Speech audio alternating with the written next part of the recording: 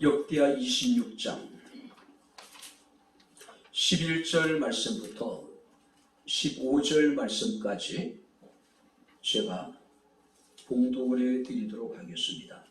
역대하 26장 11절부터 15절 말씀까지가 되겠습니다. 우시아에게 또 싸우는 군사가 있으니 서기관 여이엘과 병영장 마아세아가 직접 조산 수요대로 왕의 지간 하나야의 시야에 속하여 떼를 지어 나가서 싸우는 자라. 족장의 총수가 2600명이니 모두 큰 영사요. 그 이하의 군대가 30만 7500명이라. 건장하고 싸움에 능하여 왕을 도와 적을 치는 자이며, 우시아가 그의 온 군대를 위하여 방패와 창과 투구와 갑옷과 활과 물맷돌을 준비하고, 또 예루살렘에서 재주 있는 사람들에게 무기를 고안하게 하여 망대와 성가기에 두어 화살과 큰 돌을 쏘고 던지게 하였으니, 그의 이름이 멀리 퍼짐은 기한 도심을 얻어 강성하여 짐이었더라. 아멘. 할렐루야. 자, 우리 옆에 있는 분들과 하나님 우리와 함께 하십니다. 인사하겠습니다. 하나님 우리와 함께 하십니다. 할렐루야. 오늘 우리가 본 말씀을 보게 되면 유다의 10대 왕이었던 우시아에 관한 기록이 나타나 있음을 봅니다. 우시아는 열왕기상에서는 아사랴라고 하는 이름으로 등장하기도 하고, 또 역대하에서는 우시아라고 하는 이름으로 이렇게 등장하기도 합니다. 아마 우시아라고 하는 이름은 왕의 공식적인 어떤 이름이었다면은 이 아사랴라고 하는 뜻은 아마 그 우시아 왕의 어떤 본명이라고 우리가 이야기할 수가 있을 겁니다. 자, 그런데 우리가 열왕기상에 보게 되면은 우시아에 관한 기록이 굉장히 짧아요. 그가 나이 16세에 유다의 왕이 되었다라고 이야기를 합니다. 그리고 52년 동안을 유다를 치리했고, 특별한 이제 그 이야기는 엘랏을 건축하여 유다에 복귀시켰다. 이것이 우시아 왕에 대한 긍정적인 여러분들이 기록입니다. 뿐만 아니라 그는 이제 나병이 걸린 이후에 죽는 날까지 별궁에 거하다가 그의 아들 요담이 대신하여 유다를 다스렸다. 이것이 열왕기상에 나와 있는 우시아 왕의 기록의 전부예요. 자, 그런데 우리가 이 역대하를 보게 되면은 이 우시아라고 하는 왕을 그렇게 간단하게 처리하고 말 그런 임금은 아니라고 하는 거예요. 왜냐하면 정말로 대단한 왕이었기 때문에 그래요. 많은 사람들은 이 우시아라고 하는 인물을 그 솔로몬과 비교하기도 합니다. 비록요, 차이는 있을지 모르지만은 솔로몬 못지않게 당시에 정치적으로, 경제적으로, 또 여러분들이 우리가 국방 측면에 봤을 때에 굉장히 나라를 태평성대, 또 부국강병, 그것을 이룬 임금이 바로 이 우시아라고 하는 임금입니다. 자, 우리가 자질로 보게 되면은 이 솔로몬이라는 사람은 어떤 천재형에 가깝지요. 반면에 이 우시아라고 하는 인물은 굉장한 노력형의 인간이라고 굳이 우리가 표현할 수 있을 겁니다. 자, 그래도 불구하고 이 솔로몬과 우시아의 배경 자체는 달라도 너무 달라요. 너무 다릅니다. 자, 우리나라에는 성웅이 한 사람 있죠. 이순신 장군. 우리가 성군이라고 부를 만한 분도 딱 한 분입니다. 누굽니까? 세종대왕이셔요. 자, 그런데 이 세종대왕에게는 이방원이라고 하는 걸출한 아버지가 있었죠. 태종 이방원. 그죠? 태종 이방원요, 우리 역사에 있어서 가장 강력한 왕권을 확립한 임금이 바로 이 태종 이방원이에요. 그는 자신의 왕권을 강화하기 위해서는 자신의 처남 4명을 다 사사시키잖아요. 그리고 왕권을 강화하고 자신의 아들 때에 태평성대를 이루기 위해서 세종의 외척이 되는, 자신의 사돈이 되는 사람을 죽이기도 하고, 또 세종의 외가 식구들을 관노로 이렇게 이제 전락시켜버리기도 하고. 그러니까 왕권을 강화하기 전에는 이 태종 이방원은 수단과 방법을 가리지 않습니다. 한마디로요, 이 태종 이방원이라고 하는 인물은요, 부국 강병의 모든 깃털을 완전히 잡아놓은 거예요. 그리고 그의 아들이었던 세종이 마침내 전성기를 이루게 됩니다. 마찬가지로 이 솔로몬에게도 다윗이라고 하는 위대한 아버지가 있었잖아요. 성경을 보게 되면은 솔로몬의 태평성대와 솔로몬의 부국 강병의 시대는 어쩌면 이 다윗이 모든 깃털을 다 잡아놓고 그 이에 솔로몬이 이제 정말 하나님의 지혜를 얻어서 어떻게 합니까? 바로 태평성대를 이루게 된다고 하는 사실이에요. 그런데 이 우시아라고 하는 인물에게는 그런 할아버지도 그런 아버지도 없었어요. 자, 부모의 후광을 입을 만한 상황이 아니었다라고 하는 사실인데, 왜냐하면 그의 할아버지였던 요아스가 신하들에 의해 가지고 살해를 당해요.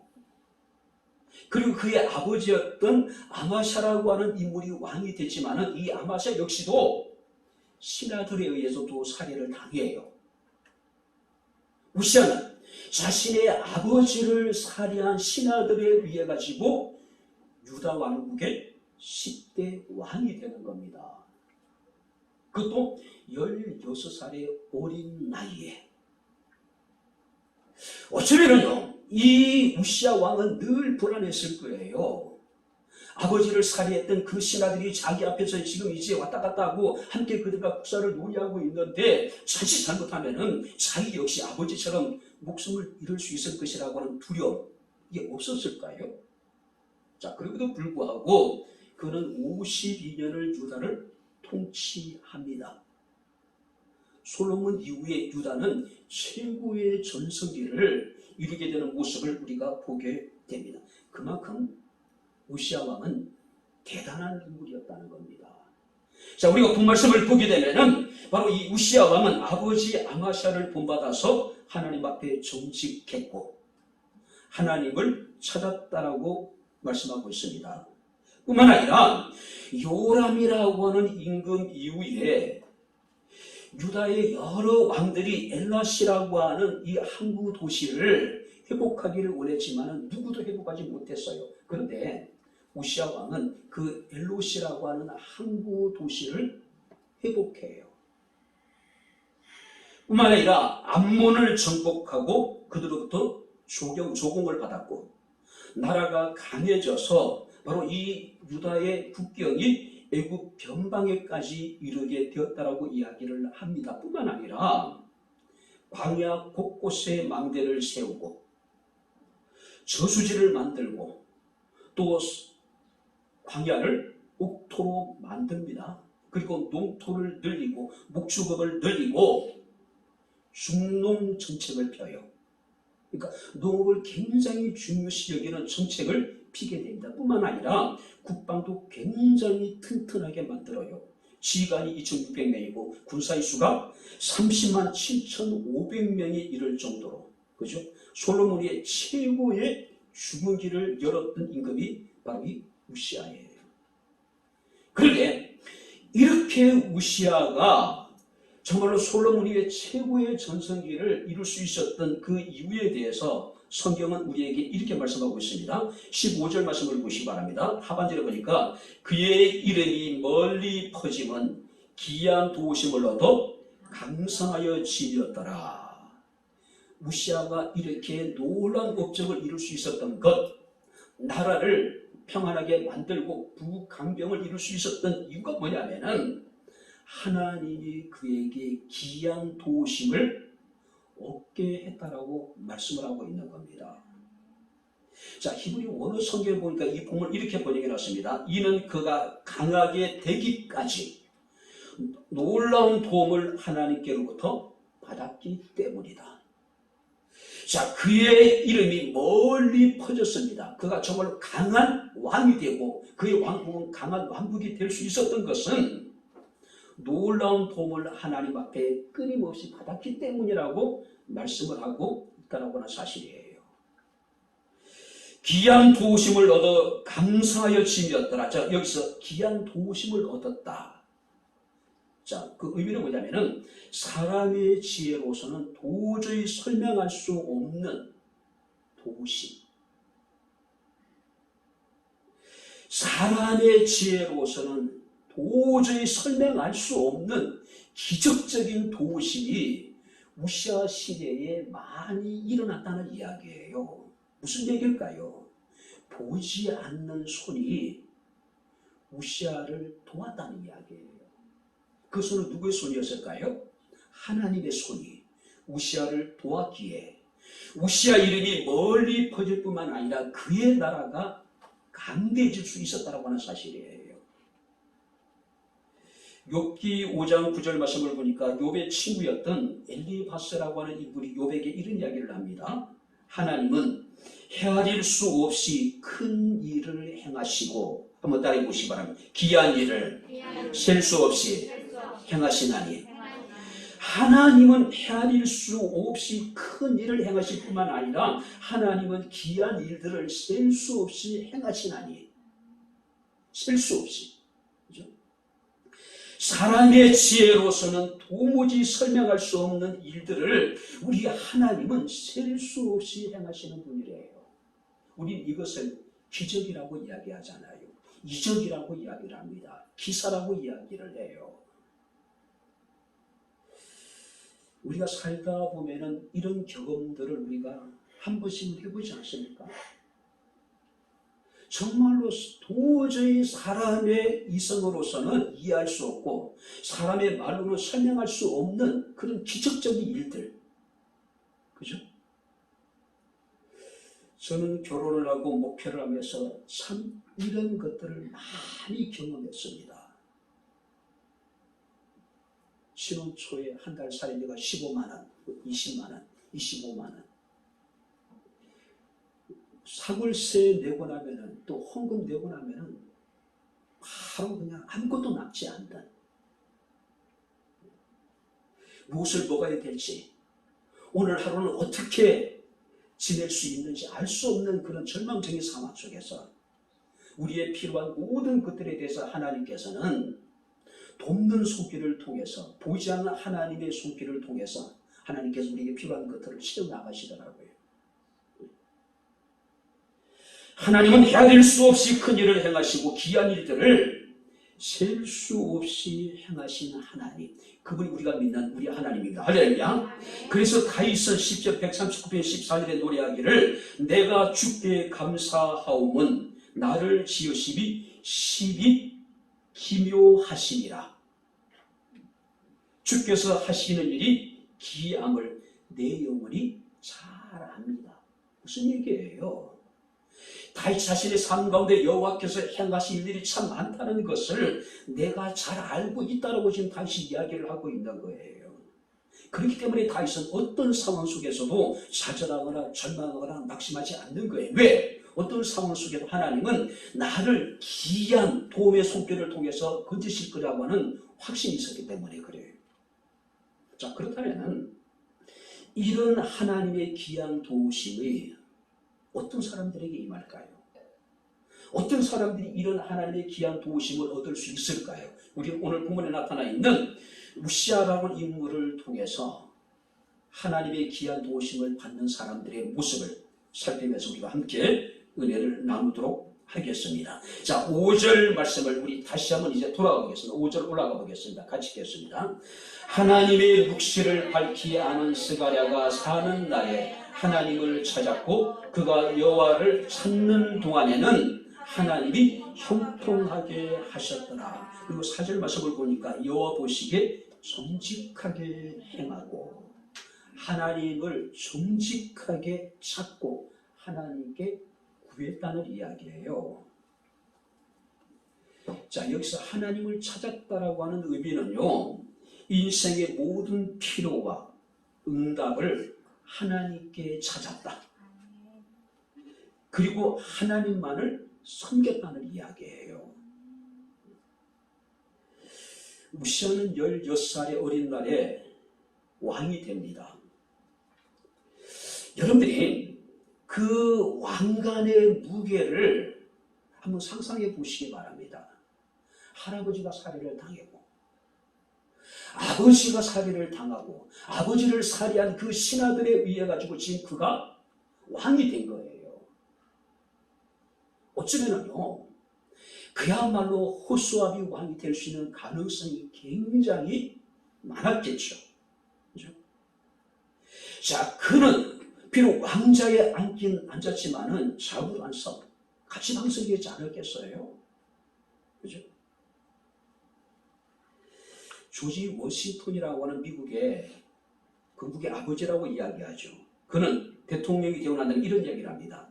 대통령이 되는 것은 사형대로 가는 죄수의 기분과 다름이 없다. 대통령 자리의 무게가 얼마나 큰지를 보여주고 있는 거예요. 뿐만 아니라 앤드류 잭슨이라고 하는 대통령은 또 그런 얘기를 합니다. 솔직히 말해서 내 대통령 시절은 고급 노예 생활이었다. 초유의 강대기였던 미국의 대통령 자리에 대해서 앤드류 잭슨이라는 사람은 고급 노예 생활이었다. 고급 노예 생활이었다. 그만큼요, 대통령의 자리가, 왕의 자리가, 여러분들이 그 자리의 무게가 무겁고 크다는 이야기예요. 그런 중에서도 이 우시아는 하나님 앞에 정직했을 뿐만 아니라 하나님의 뜻을 밝히 알고 하나님을 두려워하는 스가랴라고 하는 선지자가 그와 함께 있는 동안에는 그가 하나님을 찾았다. 그랬더니 하나님께서 그를 형통하게 하셨다. 하나님을 찾았다라고 하는 것은 두 가지 의미를 가지고 있다고 생각해요. 우시아는 어린 나이에 왕이 됐음에도 불구하고 늘 하나님께 기도했다는 이야기예요. 하나님의 뜻을 찾고 하나님의 뜻을 묻고 그리고 하나님의 뜻을 따랐다는 이야기예요. 할아버지도 없어요. 아버지도 없습니다. 그 주변에 자기 편이라고 할 만한 사람들도 거의 처음에는 없었을 거예요. 그러니 그가 하나님을 찾을 수밖에 없었겠죠. 하나님께 기도할 수밖에 없었겠죠. 그죠? 아모스 선지자는 5장 5절 말씀을 보게 되면은 여호와께서 말씀하시기를 나를 찾으라 그리하면 살리라. 한번 따라 보시기 바랍니다. 나를 찾으라 그리하면 살리라. 할렐루야. 나를 찾는다는 이야기는 하나님을 기쁘시게 하기 위하여 어떻게 살아야 되는 것에 대해서 깊이 생각하고 탐구했다는 이야기예요. 하나님께 기도했다는 이야기예요. 그래서 하나님 말씀하시기를 나를 찾아라 그럼 내가 살 것이다. 하나님을 찾는 것이 우리가 사는 길이라는 거예요. 우시아 왕이 16살의 어린 나이에 왕이 됐습니다. 아버지를 죽인 그 원수들이 지금 그 안에서 자기와 함께하고 있어요. 언제 자신이 아버지처럼 할아버지처럼 죽임을 당할지 알 수 없는 상황이에요. 그가 찾은 것은 뭡니까? 하나님이에요. 하나님을 찾을 때 자신이 살 수 있다는 것을 확신했다는 이야기예요. 시편 9편 10절 말씀을 보게 되면은 여호와여 주의 이름을 아는 자는 주를 의지하오리니 이는 주를 찾는 자들을 버리지 아니하시니이다. 할렐루야. 하나님은 당신을 찾는 자들을 결코 버리지 않으시는 분이라는 것이죠. 뿐만 아니라 시편 34편 10절 말씀을 보게 되면은 젊은 사자는 궁핍하여 주의를 지나도 여호와를 찾는 자는 모든 좋은 것에 부족함이 없으리라. 할렐루야. 하나님을 찾는 자들은 하나님이 그들을 살려주실 것이고 하나님을 찾는 자들은 하나님이 결코 버리지 아니하실 것이고 하나님을 찾는 자들에게는 모든 좋은 것에 부족함이 없도록 하나님께서 복을 주시겠답니다. 그래서 이사야 55장 6절 말씀을 보니까 너희는 여호와를 만날 만한 때에 찾아라. 가까이 계실 때에 그를 부르라. 만날 만한 때에 하나님이 지금 나를 돕기 위해서, 나를 살리시기 위해서, 모든 좋은 것으로 우리에게 풍족한 은혜를 베풀기 위해서 우리 옆에 계실 때에 하나님을 부르란 이야기예요. 우리가 여러분 이사야 58장 9절 말씀을 보게 되면은 내가 부를 때에 나 여호와가 응답하겠고 내가 부르실 때에 내가 여기 있다 하리니. 하나님은 당신을 찾는 자들을 살리실 뿐만 아니라 그들을 버리지 않으실 거래요. 모든 좋은 것으로 하나님께서는 복을 주시겠다고 얘기합니다. 하나님을 우리가 부를 때 하나님께서 우리에게 응답하시고 우리가 하나님을 찾을 때 하나님께서는 오냐 내가 여기 있다라고 지금 우리에게 응답하시겠다는 이야기예요. 이것이요 하나님의 도우심과 하나님의 은혜를 받는 수기가 아닐까요? 먼저 하나님 앞에 우리가 정직하고 온전히 하나님을 찾게 될 때에 우시아가 하나님의 기이한 도우심을 입어서 그의 이름이 멀리 사람들에게 퍼지고 나라가 태평성대를 이루고 부국강등의 시대를 열 수 있었다는 것.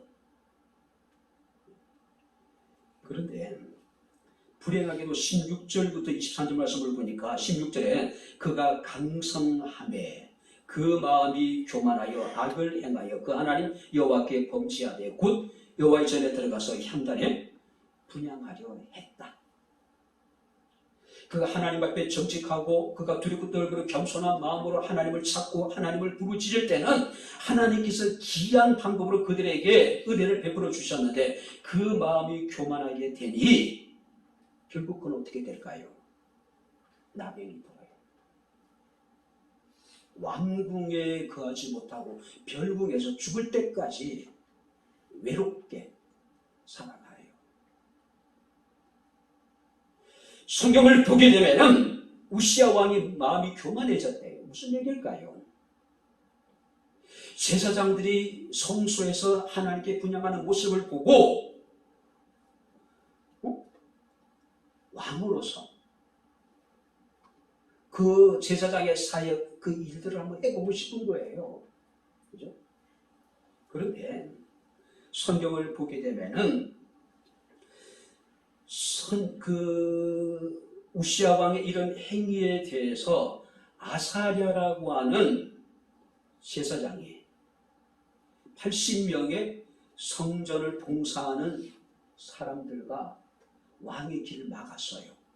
뭐라고 얘기하냐면 우시아여 여호와께 분향하는 일이 왕이 할 바가 아니다. 그건 당신이 할 수 있는 일이 아니다.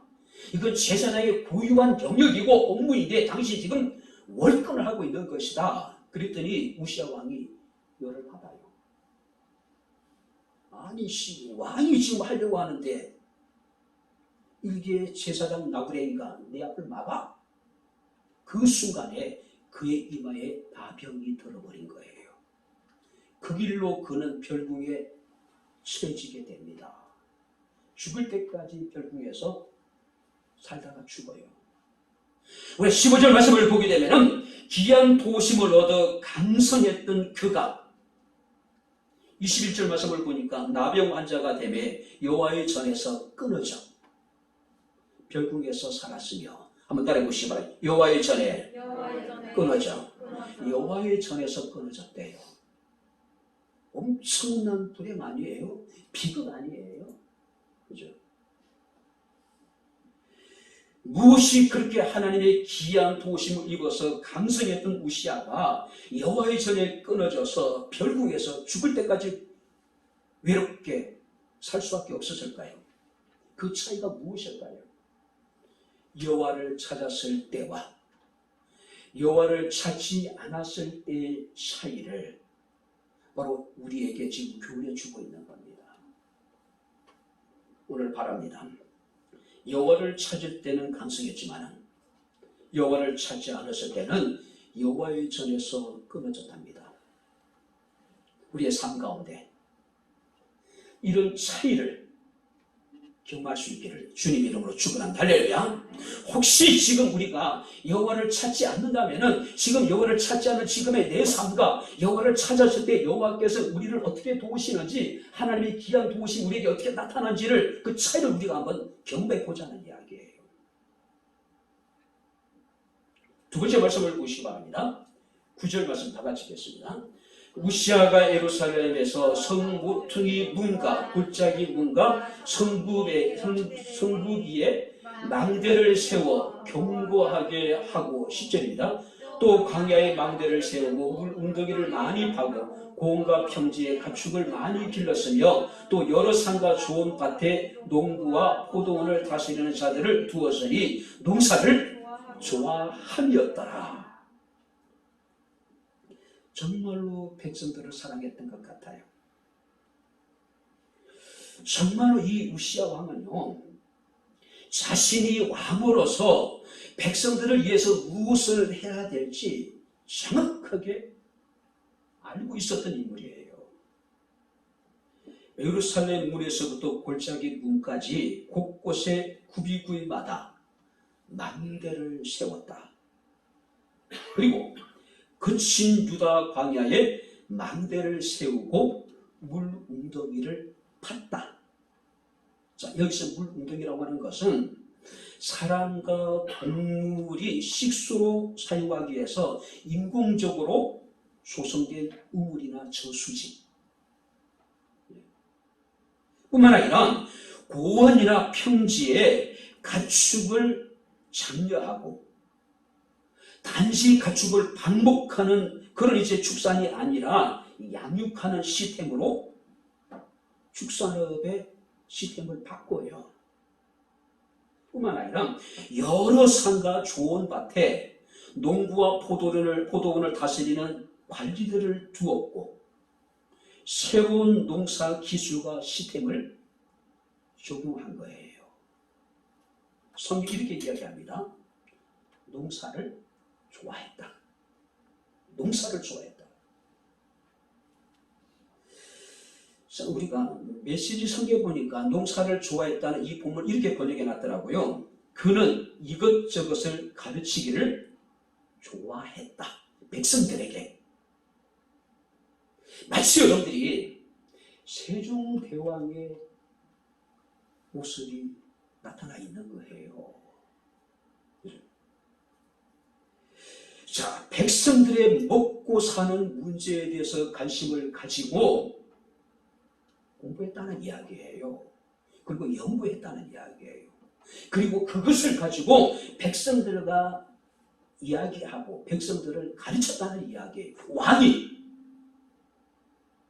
왕의 의무가 얼마나 많은데, 농사 짓는 것, 그다음에 목축업을 하는 일들에 대해서 백성들과 대화를 나누고 그들에 대해서 가르쳤대요. 여러분들, 일반적으로 당시 왕들이 좋아했던 건 뭘까요? 사냥이에요. 사냥. 그리고 여러분들이 토목공사, 건축이에요.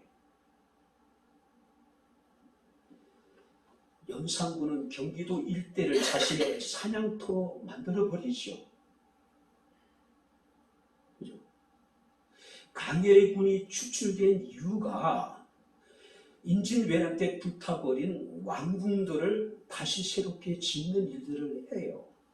그것을 핑계 삼아가지고 강해군을 축출을 해요.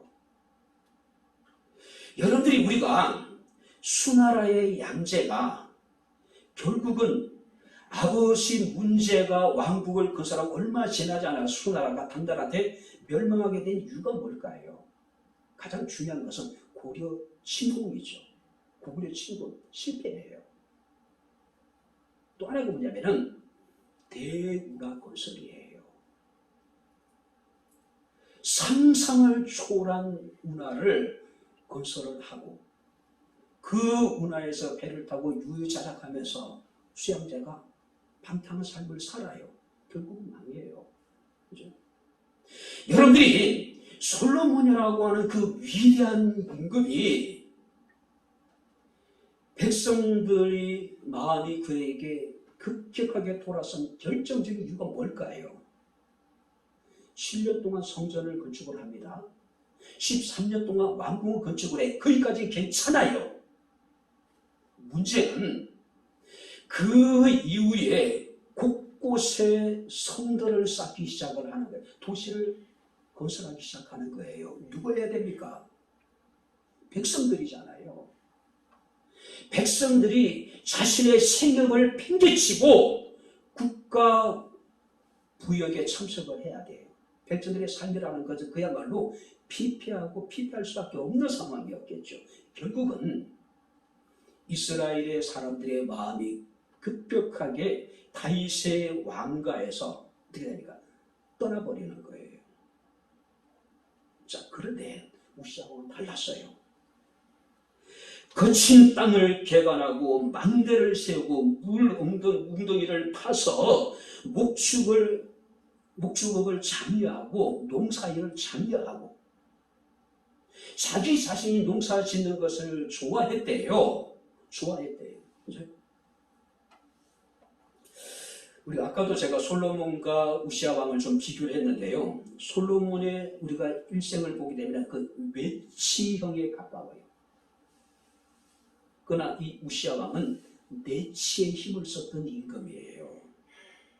솔로몬의 해상 무역을 통해서 엄청난 부를 축적을 합니다. 그리고 주변에 있는 이방 민족들과의 정략적인 결혼을 통해서 그들과 우호 관계를 조성을 해요. 그래서 그들이 유다를 이스라엘을 침략하지 못하도록. 그죠?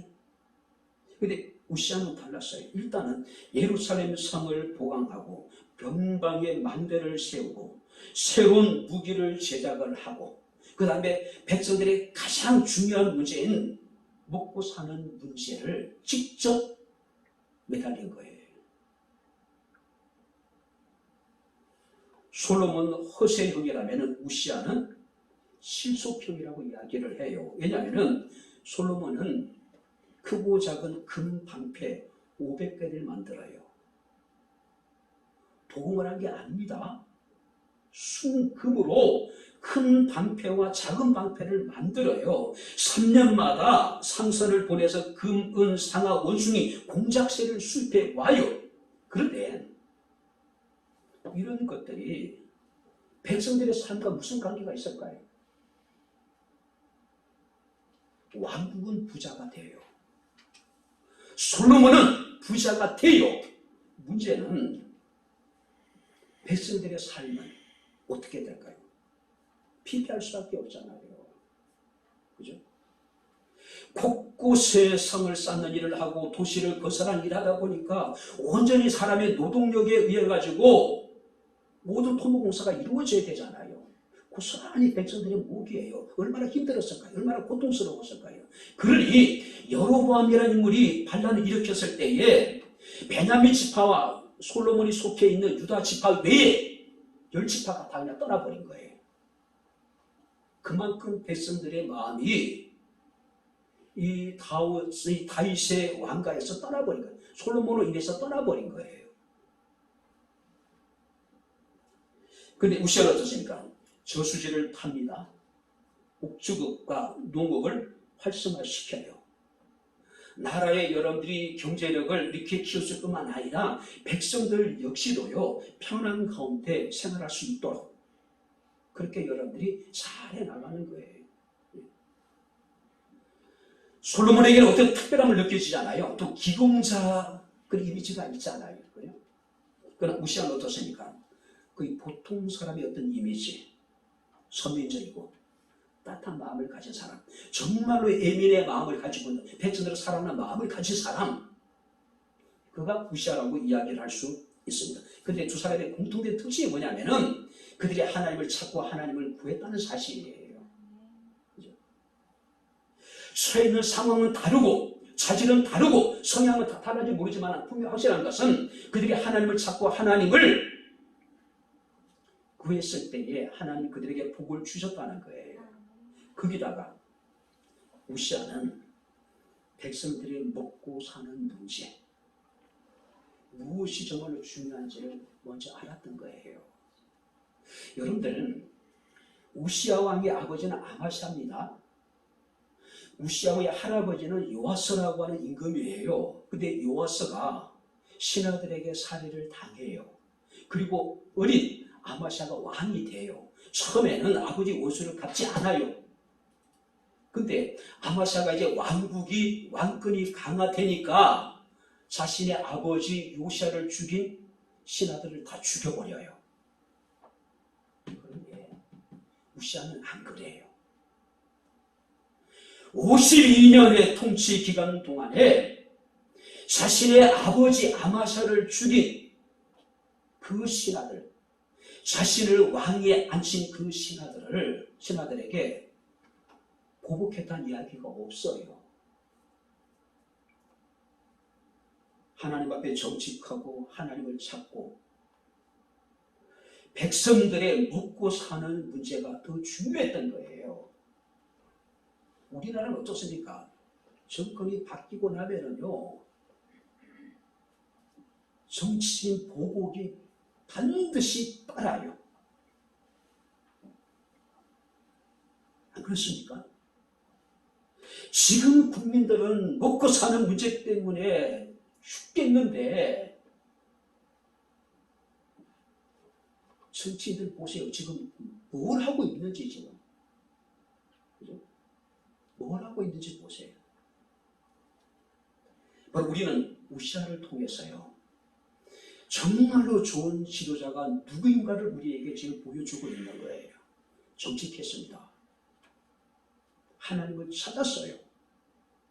그리고 정말로 왕이 해야 될 가장 중요한 문제가 무엇인지를 아는 거예요.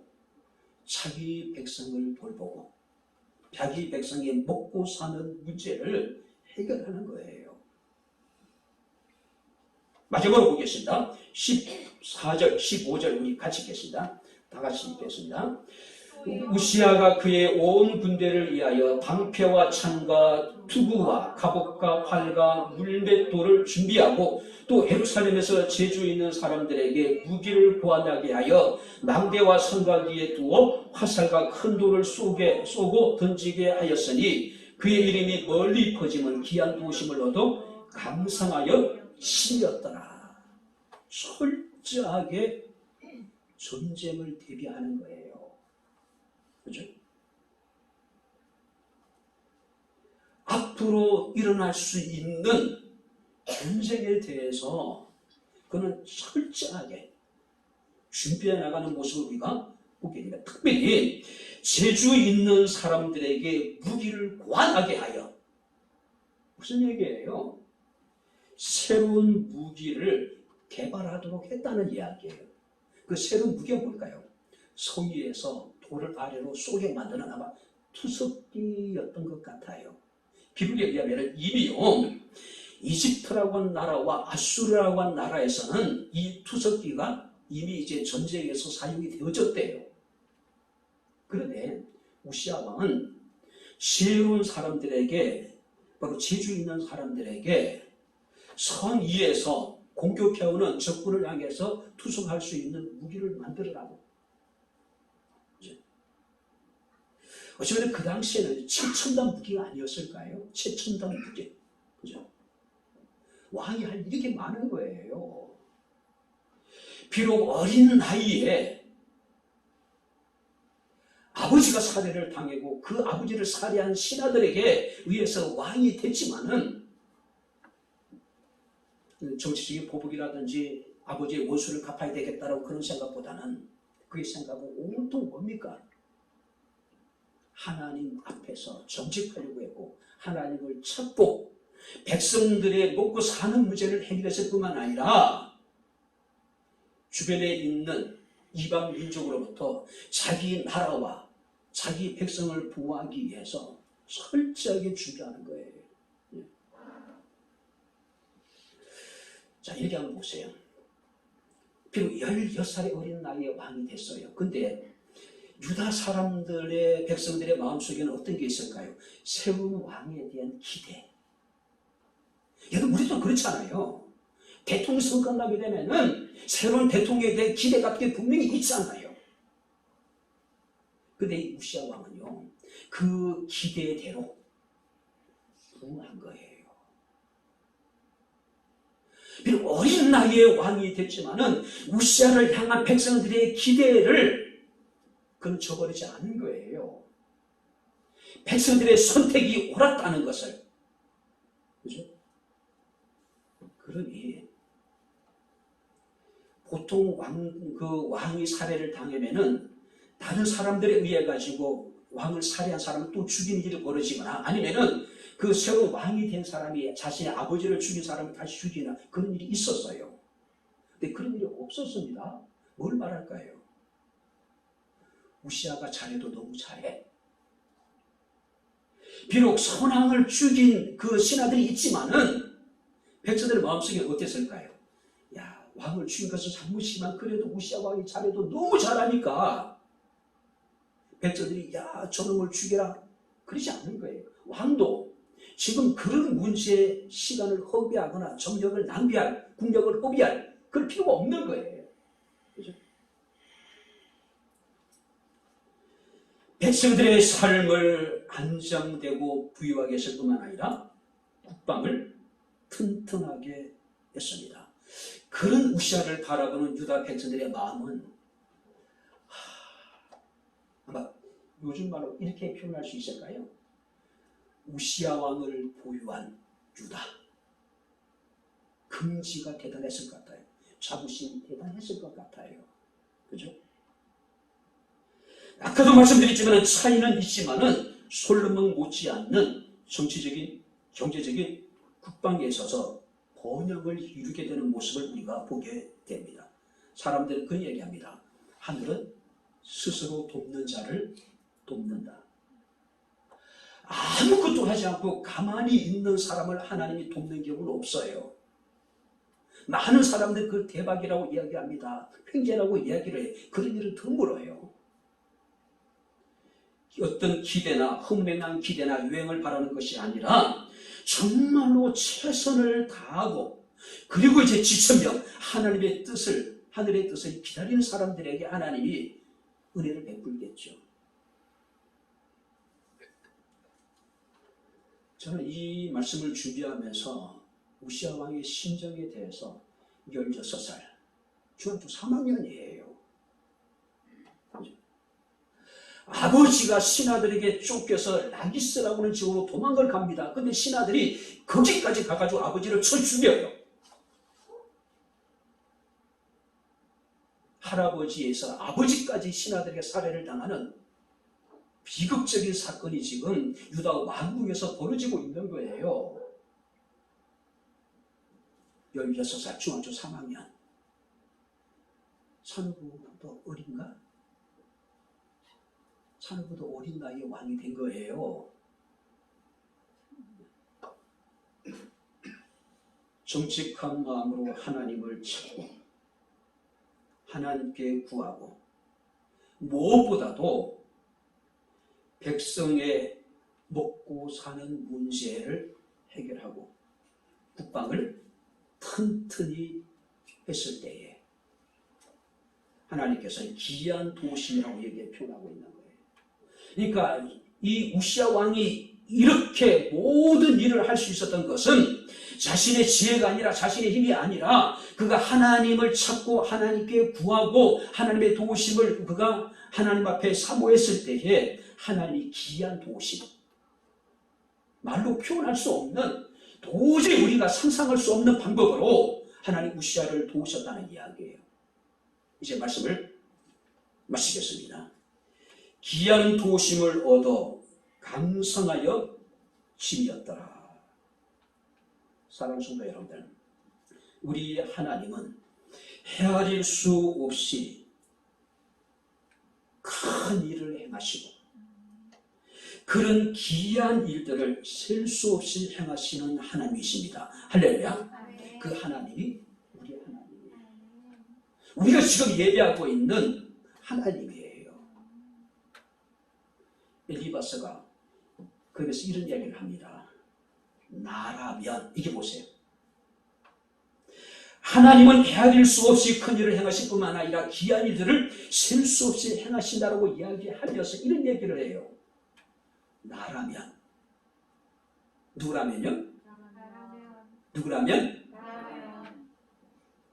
여러분 같으면 안 하시겠다는 얘기예요. 나라면 하나님을 찾겠고 내 일을 하나님께 의탁하리라. 나라면 하나님을 찾겠다. 나라면 내 일을 하나님께 의탁하겠다. 그 하나님 어떤 하나님이에요? 헤아릴 수 없이 큰 일을 행하시며 귀한 일들을 셀 수 없이 행하시는 하나님께 내 일을 의탁하겠다. 난 그런 하나님을 찾겠다. 우리는 지금 그런 하나님 앞에 나와서 예배를 드리고 있는 겁니다. 할렐루야. 누가 하나님의 귀한 도우심을 얻었습니까? 정직하고 하나님을 찾는 사람들. 정말로 가장 중요한 문제가 무엇인지를 바로 알고 자기 백성들의 먹고 사는 문제를 해결해 주는 사람. 어떤 상황 속에서도 일어날 수 있는 전쟁에 대해서 유비무환의 정신으로 철통같이 준비했던 우시야. 그러니까 이런 은혜를 입을 수 있었던 것은 오직 바로 하나님께서 그를 도우셨기 때문이라고, 기이한 도우심으로 인하였다라고 이야기하고 있는 모습을 우리가 보게 됩니다. 바랍니다. 하나님은 헤아릴 수 없이 큰 일을 행하시고 기이한 일들을 셀 수 없이 행하시나니 나라면, 우리라면 하나님을 찾고 내 모든 일들을 하나님께 의탁하리라. 할렐루야. 여러분들의 삶 가운데, 여러분들의 가정 속에, 여러분들의 사업장에, 이 교회에, 이 나라 이 민족 위에 하나님의 귀한 도우심이 함께 할 수 있기를 주님 이름으로 축원합니다. 기도하겠습니다. 하나님 아버지, 하나님 은혜와 사랑을 진심으로 감사를 드립니다. 오늘도 저희들에게 하나님의 귀한 도우심을 입은 자의 삶을, 모습을 우시야 왕을 통해서 우리에게 깨닫게 하심을 감사를 드립니다. 하나님 앞에 정직하며 하나님을 찾고 하나님을 구하는 삶을 살게 하옵소서. 중요한 것이 무엇인지 우선순위를 바로 우리가 이해를 하고, 정말 아버지 하나님, 이 시간 백성들을 사랑하며 백성들의 먹고 사는 문제를 해결했던 사람, 모든 상황에 대비하여서 유비무환의 정신으로 철통같이 전쟁을 준비했던 참으로 아버지 우시야의 모습을 통해서 대한민국의 지도자들도 이와 같기를 원합니다. 우리의 삶이 이와 같기를 원합니다. 그래서 우리의 가정이, 대한민국이 하나님의 귀한 도우심을 입게 하옵소서. 예수님의 이름으로 기도하옵나이다. 아멘. 이제는 우리 주 예수 그리스도의 은혜와 하나님의 크신 사랑과 성령님의 교통 교제의 제 충만 역사 인도하시니 하나님을 찾고 하나님을 구함으로 하나님의 귀한 도우심이 있기를 원하는 주의 사랑하는 모든 성도들 머리 위에, 저들의 가정과 직장과 사업장과 이 교회와 이 나라 이 민족 위에 지금부터 영원토록 함께 있을지어다. 아멘.